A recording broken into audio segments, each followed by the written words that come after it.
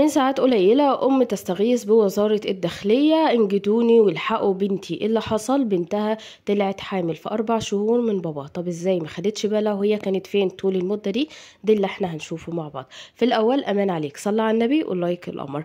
ندخل في التفاصيل. واقعة حصلت في البحيرة. إيه اللي حصل؟ من ساعات قليلة وسائل التواصل انتشرت بفيديو أم بتصرخ انجدوني، بنتي حامل في 4 شهور من باباها ومش عارفة أتصرف، وباباها بيقول ده حقي. إيه اللي حصل؟ لما الجهات الأمنية اتدخلت في الموضوع وتم القبض على الأم وبنتها وجوزها.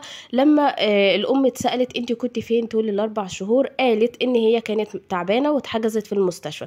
ولما جم يتأكدوا لقوا فعلا بتقارير حكومية ان هي كانت محجوزة ال4 شهور دول في المستشفى. ايه اللي حصل؟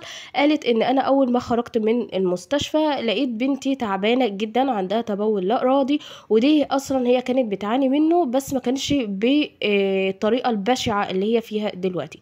قالت ان البنت بتشوف عنف شديد من باباها، وان هو ما بيحبهاش وبيحب اخواتها الولاد، عندها ولدين وغير البنت دي، بالاضافه ان عمر البنت دي 7 سنين. طب ايه اللي حصل؟ قالت ان البنت دي على طول بتتضرب من باباها وبتتعامل بطريقه وحشه بسبب العنف اللي اتعرضت له، خلاها يجيلها تبول لا ارادي. فلما خرجت من المستشفى لقيت ان الحاله زايده عندها، فقررت ان انا اكشف عليها واعالج لها الموضوع، ما هي بنت بقى وهتتجوز. فجيت اعالج الموضوع، اكتشفت المصيبه. مين اللي اكتشف الحاجه دي؟ دكتور مسالك بوليه. قال لها بنتك حامل في 4 شهور. بالسؤال من بنتها، بنت خافت تعجب في الاول وبعد كده قالت لها من بابا في الفتره اللي انت كنت فيها في المستشفى. فطلعت ان هي تستغيث، ما كدبتش خبر، طلعت ان هي تستغيث على الميديا. الحكومه على طول اول ما تلقت البلاغ بتاعها بداوا ان هم يقبضوا عليهم هم ال3. ليه؟ بسبب واقعه حصلت من فتره ببنت كانت في المدرسه وحبت واحد صديقها وحصل اللي حصل.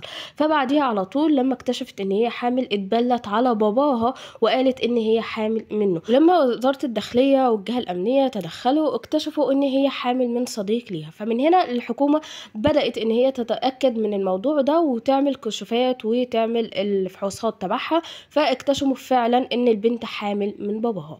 طب ايه اللي حصل؟ ان هم قبضوا على باباها فعلا وبكل بجاحة قال ايوه انا عملت كده.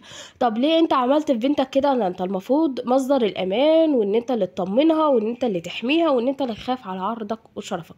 فبدأ ان هو يقول انا ما بحبش خلفة البنات وان هي عار، وانا لما خلفتها قلت انا اولى بيها بدل ما تجيب لي الفضيحة من بره. بجد سلوك سيء جدا جدا جدا في الزمن اللي احنا فيه، فربنا يستر على اولادنا جميعا. طبعا اللي حصل ان الام قالت ان انا مش عايزة الطفل ده وعايزاها لما تولد، وبتناشد وبتطلب اي جهة خاصة برعاية الاطفال ان هم يتدخلوا اول ما بنتها تتم التاسع وتولد، ان هم ياخدوا الطفل يخلوه عندهم. ماهيش عايزاه، بتقولك انا مش عايزة افكر بنتي باللي حصل لها وبالمصيبة دي، وان انا اصلا هقول لها ربيه على اي اساس، على اساس ان هو ابنك ولا على اساس ان هو اخوكي.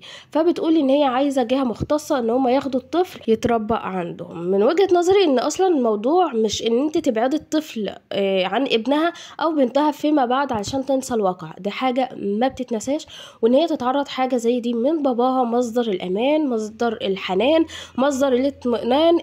ان هي تتعرض من حاجة زي دي حاجة كبيرة في حدها. فان انت تبعدي الطفل عنها ده مش تصرف سليم. طيب السليم ان هي تخلي الطفل وتربيه؟ لا، ان هي في التوقيت ده ان هي تتجه للشيوخ وتسألهم عن الواقع، واكيد هيقولوا لها ان هي يحل لها ان هي تنزل الطفل. انتوا كمان قولوا وجهة نظركم في الكومنتات، واشوف ارائكم واشوفكم فيديو جديد. في امان الله، مع السلامة.